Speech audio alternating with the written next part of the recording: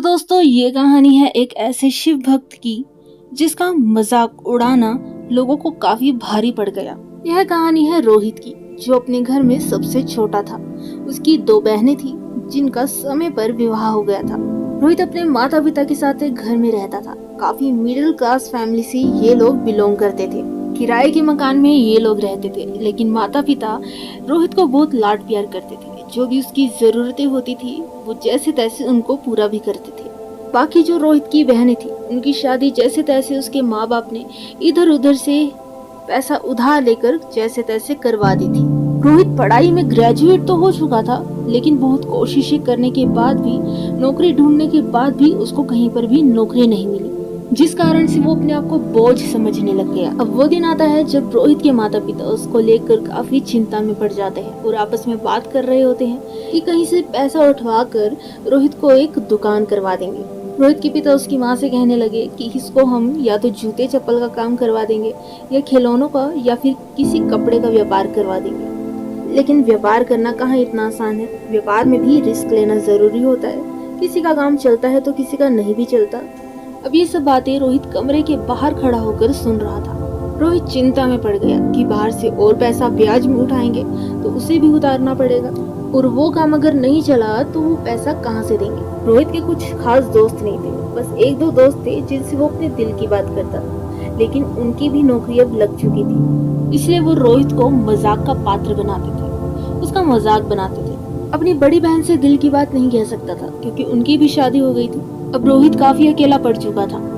अकेला कहीं पर जाकर बैठ जाता था और हमेशा एक ऐसी जगह पर बैठता था जो मतलब काफी ज्यादा बड़ी जगह तो थी, लेकिन वहाँ पर लोग गाड़ियाँ भी सीखने आया करते थे, एक्टिवा भी चलाने आया करते थे, कोई साइकिल सीखने आता था। मतलब हर कोई जोड़ियों में आता था, कोई ग्रुप के साथ आता था, कोई अपनी भाई बहन के साथ आता था, कोई अपने पार्टनर के साथ आता था। तो ये देखकर रोहित को और भी ज्यादा अकेलापन महसूस होता था कि यहाँ पर सब एक दूसरे के साथ आते हैं, लेकिन मैं ही यहाँ पर एक ऐसा हूँ जो यहाँ पर अकेले आकर बैठ जाता है। लेकिन भला मेरे साथ कोई आएगा भी क्यों?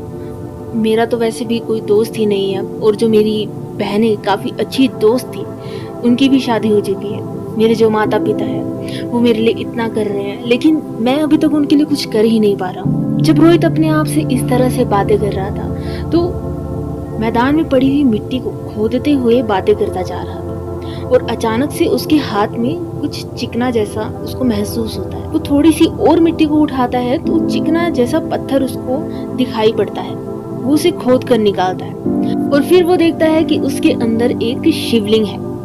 रोहित को पता था अब शिवलिंग को कौन ना पहचाने, हर जगह इसकी पूजा होती है, जो भगवान शिव का साक्षात रूप होता है।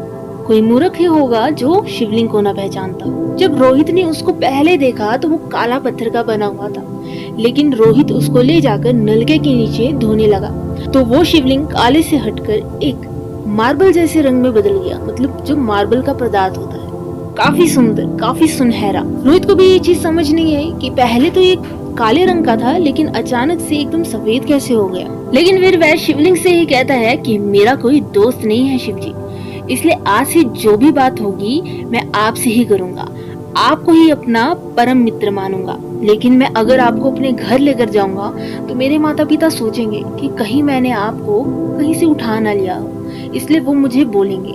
लेकिन आप चिंता मत करो, अभी तो मैं आपको कहीं छुपा देता हूँ, लेकिन आज से 11 दिन बाद ही शिवरात्रि पड़ रही है, तो मैं उस दिन आपको अपने साथ अपने घर ले जाऊंगा। मतलब रोहित अब बहुत ज्यादा खुश भी हो गया था, और शिवलिंग को अपने हाथ में लेकर एक लाल पत्थर उठाकर, जो यूकेलिप्टस के पेड़ होते हैं उन पर लाइन खींचता हुआ चलता जा रहा था। और यहाँ से अब अपने घर जाने के बाद अपने माता पिता से रोहित कहता है कि अगर हमें कहीं पर भगवान की कोई मूर्ति मिल जाए तो हमें क्या करना चाहिए, क्या हम उसे अपने घर ला सकते हैं? तो इस पर उसके पिता ने यह जवाब दिया कि नहीं, हमें वो मूर्ति अपने घर नहीं लानी चाहिए, क्योंकि लोग उन्हें बाहर छोड़ देते हैं क्योंकि वे खंडित हो जाती है, और किसी और की छोड़ी हुई चीज हम अपने घर कैसे लेकर आ सकते हैं? रोहित कहता है लेकिन अगर वो मूर्ति खंडित ना हो तो क्या तब ला सकते हैं? तो इस पर रोहित की माँ कहती है कि बेटा तुम बाहर की मूर्तियों पर ध्यान मत दो, तुम्हारे घर में भी तो इतने सारे ईश्वर है, तुम उनकी पूजा कर लिया करो। रोहित इस पर कहता है कि लेकिन हमारे घर शिवलिंग नहीं है, तो मैं शिवलिंग ले आता हूँ। उसके माँ बाप कहते हैं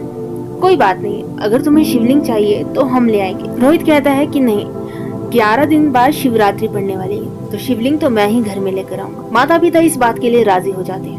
अब यही बात खत्म नहीं होती, यहाँ से शिवजी के चमत्कार होने शुरू हो जाते हैं। अब से रोहित को सपने में साक्षात महादेव का वो स्वरूप दिखाई देने लग जाता है जो बहुत ही सौभाग्यशाली लोगों को दिखाई पड़ता है। 2-3 दिन उसे जब सपने आते रहे, लेकिन अचानक से उसको महादेव का रुद्र रूप दिखाई दिया, तो वह उठकर डर गया और महादेव से क्षमा प्रार्थना करने लगा कि मुझे माफ कर दीजिए यदि मुझसे कोई गलती हुई हो। और तभी उसको अचानक से एक आवाज आती है कि तू चिंता मत कर, मैं हूँ। रोहित कहता है कि पापा आप अभी तक सोए नहीं। तो उसके पापा भी पलट कर कहते हैं क्या हुआ बेटा।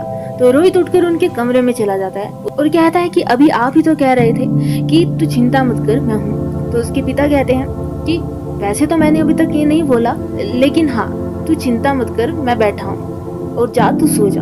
अगले दिन रोहित मंदिर में जाता है, शिवलिंग पर जल चढ़ाता है। लेकिन जब वो मंदिर से बाहर निकलता है तो उसको अपने कॉलेज वाले दोस्त मिल जाते हैं। जैसे कि जब रोहित कॉलेज जाता था, स्कूल जाता था, तो उसकी इंग्लिश काफी ज्यादा अच्छी थी। उसकी इंग्लिश स्पीकिंग, उसकी इंग्लिश ग्रामर सब विद्यार्थियों से काफी अच्छी थी। और ऐसे ही जब उसको उसके कॉलेज का दोस्त मिलता है तो उसको वो चिढ़ाते हुए बोलता है कि जब तुम कॉलेज में थे तब तो इंग्लिश में काफी ज्यादा बातें करते रहते थे, हमें तो लगता था कि सबसे पहले तुम्हारी ही नौकरी लगेगी, लेकिन ये क्या, तुम तो अभी तक बेरोजगार हो। और हम जो पढ़ाई में भी काफी अच्छे नहीं थे, हमारी देखो कितनी अच्छी नौकरी लग चुकी है, तुम तो अपने परिवार पर एक बोझ बनकर पड़े हुए हो। दूसरा दोस्त इस पर बोलता है कि रोहित क्या तुम्हें शर्म नहीं आती, ना तुमने अभी तक कोई नौकरी ढूंढी है, ना तुम्हारी अभी तक कोई नौकरी लगी है, वैसे पढ़ाई में इतना अच्छा होने का फायदा ही क्या हुआ तुम्हारा, इससे बड़े तो कहीं पास में कॉल सेंटर पर ही जॉब कर लो। रोहित चुप करके वहाँ से चला जाता है, वो कुछ नहीं बोलता। लेकिन आज जब वो सोता है तो उसके सपने में मतलब एक एड्रेस दिखाई पड़ता है, पूरा साफ साफ। अगले दिन वो उसी एड्रेस पर जाता है, क्योंकि उसको कहीं ना कहीं पता था कि भोले बाबा उसको जैसे तैसे कुछ ना कुछ संकेत दे रहे हैं। लेकिन जब वो ढूंढते ढूंढते उस एड्रेस पर पहुंचता है, वो एक किसी चीज की फैक्ट्री थी। वो अंदर जाता है तो वो बोलते हैं कि नहीं, हमको नौकरी के लिए वैसे तो कोई लड़का नहीं चाहिए, लेकिन यहाँ पर एक वॉचमैन की जगह खाली पड़ी है, अगर तुम वो नौकरी करना चाहो तो ठीक है, लेकिन वो सैलरी बहुत कम दे रहे होते। तो रोहित उनको मना कर चला जाता है एक चाय की स्टोर पर। चाय के स्टॉल पर खड़े खड़े वो जब चाय पी रहा होता है तो चाय की टपरी के सामने एक कॉल सेंटर जैसा कुछ होता है, कंपनी जैसी होती है। वहां से कुछ लोग बाहर निकल रहे होते हैं, कुछ लोग वहां से निकलकर वहीं रोहित के पास आकर खड़े हो जाते हैं, चाय पीने लगते हैं। तो एक लड़की उनमें से रोहित से इंग्लिश में टाइम पूछती है, तो रोहित भी उसी एसेंट में उसे टाइम बता देते हैं। ये सुनकर वो लड़की कहती है कि शायद आप भी हमारी कंपनी में जॉब करते होंगे। तो रोहित कहता है नहीं, ऐसा नहीं है, मैं आपकी कंपनी में जॉब नहीं करता बल्कि जॉब ढूंढ रहा हूँ। वो लड़की कहती है तो फिर आप हमारी कंपनी में ट्राई क्यों नहीं करते, अभी तो लंच टाइम चल रहा है, तो जब मैनेजर आएंगी तब आप उनसे बात कर लेना। रोहित उसकी बात मान लेता है। अब लंच टाइम के बाद वो अपना इंटरव्यू देने जाता है, उसे बिठाया जाता है, लेकिन काफी इज्जत से बात नहीं की जाती, क्योंकि माथे पर टीका लगा रखा था, हाथों में कलावे बांध रखे थे, जो एक भक्त की निशानी होती है। लेकिन आज के दौर के बड़े लोग इसे कहाँ समझेंगे। 3 लोग इंटरव्यू लेने वाले होते हैं, एक व्यक्ति उनमें से कहता है कि तू बैठ जा यहाँ पर। रोहित बैठ जाता है। रोहित को भी ये काफी अजीब लगता है कि मतलब इतनी अच्छी कंपनी के लोग ऐसे कैसे बात कर सकते हैं। वो मन में सोचता है कि मुझे तो लगा था कि काफी अच्छी कंपनी होगी तो इंग्लिश में बात करेंगे, लेकिन ये लोग तो मुझसे हिंदी में ही बात कर रहे हैं। वो उससे कहता है कि तू कहाँ से आया है, लगता है सीधा मंदिर से उठकर आ गया, क्योंकि माथे पर टीका है, हाथों में तेरे कलावा है। अच्छा चल ये तो बता तेरा नाम क्या है। रोहित अपना नाम बताता है कि मेरा नाम रोहित है। तो वो कहता है कि क्या हम इंग्लिश में बात कर सकते हैं, क्योंकि मैं इंटरव्यू देने आया हूँ। इंटरव्यू लेने वाले उसको देखकर कहते हैं इंग्लिश में कर पाएगा तू बात। कहता है जी हाँ जरूर, जैसा आप बोलो। अब इंटरव्यू लेने वाले रोहित से इंग्लिश में जैसे ही बात करनी शुरू कर देते हैं तो रोहित की इंग्लिश को देखकर सब लोग हक्के बक्के रह जाते हैं, क्योंकि इतनी अच्छी इंग्लिश उनकी कंपनी में कोई बोलता ही नहीं, शायद वो खुद भी नहीं बोलते, क्योंकि रोहित की इंग्लिश ऐसी थी जैसे एक फॉरेन कंट्री वाला व्यक्ति बोल रहा हो। अब 10 मिनट रोहित से इंग्लिश में बात करके वो रोहित को फाइनल कर देते हैं कि आप कल से हमारी कंपनी को ज्वाइन कर लीजिएगा। तो रोहित कहता है कि कल से ही क्यों, मैं आज से ही काम शुरू कर सकता हूँ। इस कॉन्फिडेंस को देखकर वो कहते हैं ठीक है, अगर तुम यह चाहते हो तो कोई बात नहीं, तुम आज से ही काम शुरू कर सकते, लेकिन अभी 3 दिन तक तुम्हारी पहले ट्रेनिंग चलेगी। पहले तुम्हें इस कंपनी के रूल समझाए जाएंगे, फिर तुमको काम समझाया जाएगा और फिर तीसरे दिन से तुम काम शुरू कर सकते हो। रोहित पूछता है कि लेकिन काम क्या है, मुझे कुछ काम के बारे में बताइए। तो उनमें से मैनेजर कहती है कि तुमको 50 कार्ड्स दिए जाएंगे, तुमको बस वो कॉल पर सेल करने हैं। एग्जाम्पल के लिए मैं आपको बता देती हूँ, जैसे कि इंश्योरेंस कंपनी वाले होते हैं, इंश्योरेंस बेचते हैं, तो ऐसे ही इसमें कार्ड का सिस्टम था कि इतने कार्ड्स बेचने पर तुमको इतनी कमीशन मिलेगी। लेकिन अगर तुम कार्ड्स बेच नहीं पाते हो तो तुम्हारी कमीशन कट भी हो सकती है, तुम्हारे पैसे माइनस भी हो सकते हैं। रोहित मतलब इस काम में अग्री हो जाता है कि हाँ मैं इस काम को कर सकता। अब उसको काम समझाया जाता है पहले तो। अब रोहित की नाइट शिफ्ट लगती है, साइकिल पर आया करता था, साइकिल को चाय की टपरी वाले के पास लगा दिया करता था और उसको कहता था कि इस बारे में किसी को भी मत बताना कि मैं साइकिल पर आता, क्योंकि चाय वाला उसका एक अच्छा दोस्त बन चुका था। अब नाइट शिफ्ट करके जब रोहित घर जाता है तो उसके माँ बाप उससे पूछते हैं कि तू कहीं गलत काम में तो नहीं पड़ गया, काम कैसा है। तो रोहित कहता है कि नहीं, आप मुझ पर विश्वास रखिए, मैं किसी ऐसे गलत काम में नहीं पड़ा हूँ, मैं एक अच्छी ही जॉब करता हूँ। उसके माँ बाप उस पर विश्वास करते हैं। अगले दिन जब वो अपने काम पर जाता है तो वहाँ के जो और भी बाकी वर्कर्स होते हैं तो उन सबको रोहित पसंद नहीं आता, क्योंकि एक भगत इंसान था, उसका वो भगत भगत कहकर मजाक उड़ाने लगते हैं। पंडित पंडित कहते हैं, ए भगत इधर आ, ए पंडित इधर आ। रोहित को मतलब ये सब समझ नहीं आता कि वो मतलब ऐसा क्यों कर रहे हैं, क्या उसको ये समझ नहीं आता कि वो उसका मजाक उड़ा रहे हैं। लेकिन वो अपने भोले की मस्ती में मस्त रहता है, अपने काम पर लगा रहता है। अब जब वो काम कर रहा होता है तो बाकी के वर्कर्स उठकर कहीं जाने लगते हैं। तो रोहित एक जने से पूछता है कि क्या हुआ, तुम सब लोग मतलब कहाँ जा रहे हो। तो वो व्यक्ति कहता है कि ये थोड़ा ब्रेक का टाइम है, तो अगर किसी को चाय पानी कुछ पीना हो, कोई खाना खुना खाना हो तो वे खा पी सकते हैं। रोहित कहता है कि मतलब ये तो बहुत अच्छी कंपनी है, अपने वर्कर्स का इतना ख्याल रखती है। वो व्यक्ति कहता है लेकिन यहाँ पर नॉनवेज है, क्योंकि लिस्ट मिलती है तो हम सब ने आज के मेन्यू में नॉनवेज रखवाया है, तुम खाते हो तो तुम हमारे साथ चल सकते हो। रोहित कहता है कि नहीं, मैं प्योर वेजिटेरियन हूँ, मैं नॉनवेज नहीं खाता, लेकिन हाँ अगर वहाँ पर चाय मिलती है तो मैं चाय पी सकता हूँ। वो व्यक्ति कहता है देख लो तुम्हारी मर्जी है, अगर तुमको चाय पीनी है तो मेरे साथ चल लो, लेकिन बाहर चाय की टपरी पर भी चाय मिल जाएगी, तुमने अगर वहाँ जाना है तुम वहाँ भी जा सकते हो, लेकिन वहाँ पर पैसे देने पड़ेंगे और यहाँ पर फ्री मिल जाएगा। रोहित कहता है कि नहीं, मैं तुम्हारे साथ चलूँगा, अगर मेरे पैसे बच रहे हैं और सबके साथ हंसना मिलना भी हो जाएगा। अब कंपनी की छत पर मतलब ये सब प्रोग्राम होता है। रोहित जैसे ही वहाँ पर जाता है तो सब वर्कर्स उसको देखकर हंसने लगते हैं कि देखो देखो भगत आ गया। चाय के लिए जब रोहित कप भर रहा होता है तो एक व्यक्ति उसके सामने आकर चिकन का पीस रख देता है एक प्लेट में कि तुम इसे खा लो। रोहित कहता है नहीं, मैं ये नहीं खा सकता, मुझे माफ़ करना, क्योंकि ये मैं प्योर वेजिटेरियन हूँ और ये नॉन वेज है। वो व्यक्ति कहता है कि तुम हमारी कंपनी में आए हो, तुम्हारे नए दिन है तो तुम्हें खाना ही पड़ेगा। अब तभी वो मैनेजर आ जाती है, जो वो औरत होती है, वो सबको अपने पास बुलाती है और कहती है कि देखो ये हमारा भगत इंसान है, लेकिन ये अभी कंपनी में नया आया है। देखो रोहित, अगर तुम्हें इस कंपनी में जॉब करनी है तो तुम्हें इस पार्टी में ये नॉनवेज खाना ही पड़ेगा, इवन 1 बाइट तो इस नॉनवेज की लेनी ही पड़ेगी। रोहित उनसे हाथ जोड़कर कहता है कि मुझे माफ करना, पर मैं ये नहीं खा सकता। तो वो मैनेजर कहती है अगर तुम ये नहीं खाओगे तब हम तुम्हें इस कंपनी से निकाल देंगे। रोहित हाथ जोड़कर कहता है कि आप मुझे इसकी बजाय कोई और काम करने के लिए दे दीजिए, मैं हंसी खुशी कर लूंगा, लेकिन मुझसे ये नॉनवेज खाने के लिए मत कहिए। वो मैनेजर कहती है अच्छा तो ठीक है, ऐसा करो तुम फ्लोर पर झाड़ू लगाना शुरू कर दो। रोहित बिना सोचे समझे अपनी इज्जत की बिना परवाह के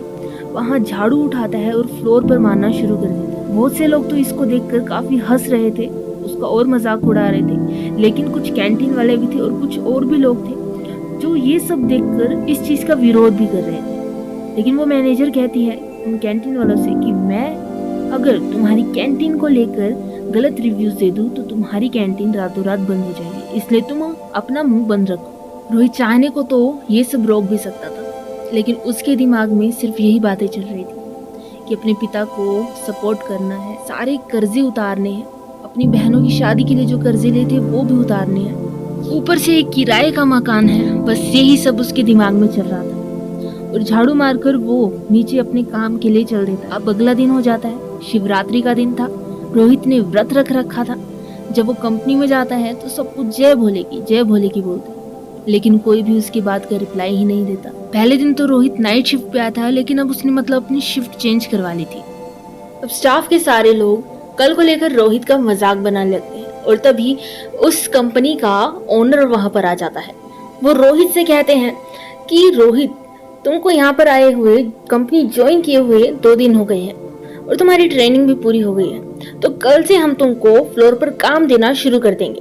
और तभी रोहित बोल पड़ता है कि मुझे कल से नहीं, बल्कि मुझे आप आज से ही काम देना शुरू कर दीजिए। वो ओनर कहते हैं कि कॉन्फिडेंस लेवल तो तुम्हारे अंदर काफी अच्छा है।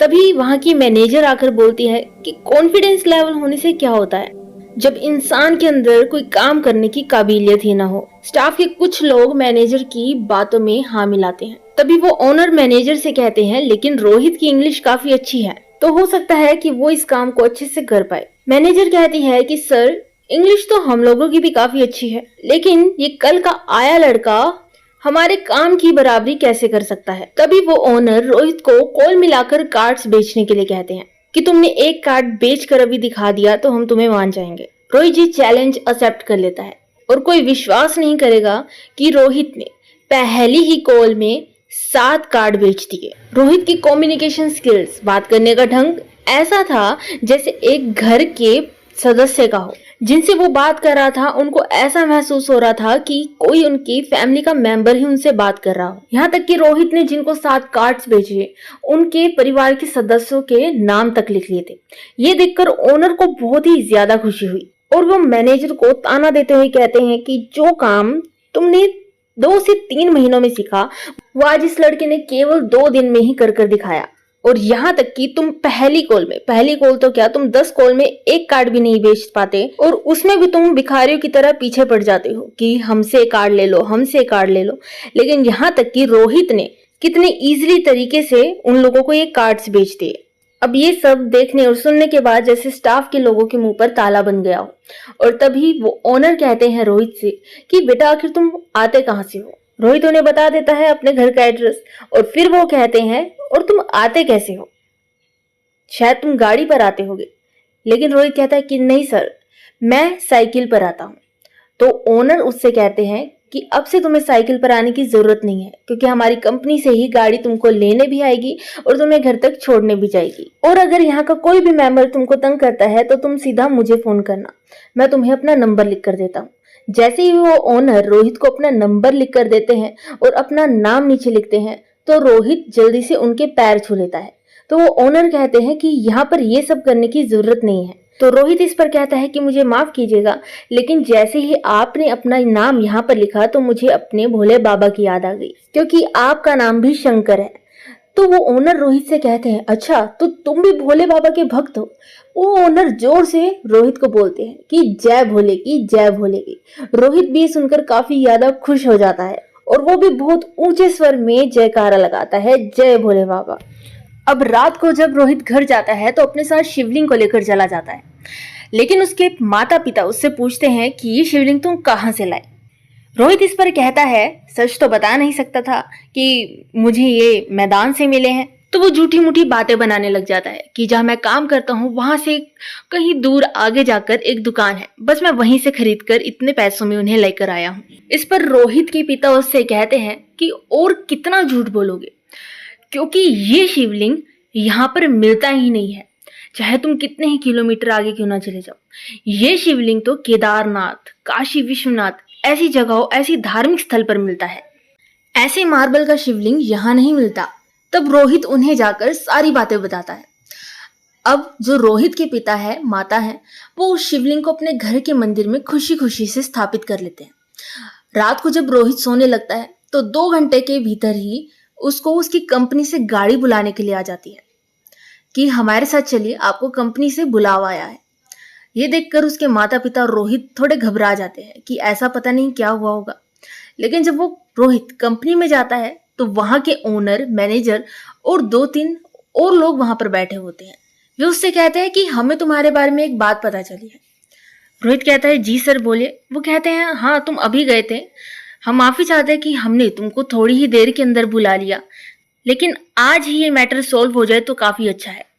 तो वो उसे कहते हैं, रोहित से कहते हैं, मुझे रात की सारी बातें पता चल गई कि तुम्हारे साथ क्या क्या हुआ था, कि कैसे इन मैनेजर और स्टाफ के लोगों ने तुम्हारे साथ बदतमीजी की थी। लेकिन रोहित, मैं तुमसे नाराज हूँ कि तुमने मुझे ये सब बातें पहले क्यों नहीं बताई। तो इस पर रोहित कहता है कि सर, मुझे तो केवल 2 दिन ही यहाँ पर ज्वाइन किए हुए हैं, लेकिन ये लोग तो पता नहीं कितने महीने और कुछ लोग कितने सालों से यहाँ पर काम कर रहे हैं। अगर मेरे कारण इनकी नौकरी चली जाती तो मुझे बहुत बुरा लगता। वहाँ के ओनर रोहित की इस चीज से काफी खुश होते हैं, लेकिन वो कहते हैं कि तुम भोले बाबा के भक्त हो ना। तो रोहित कहता है हाँ। तो शिवजी का तुम रौद्र रूप तो जानते ही हो।